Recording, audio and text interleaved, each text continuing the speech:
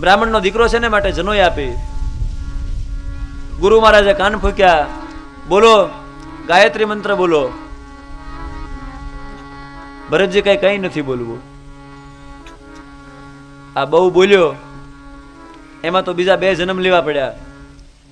હવે તો આ જીવન મૌન જ કાઢી નાખવું છે. કઈ બોલતા નથી.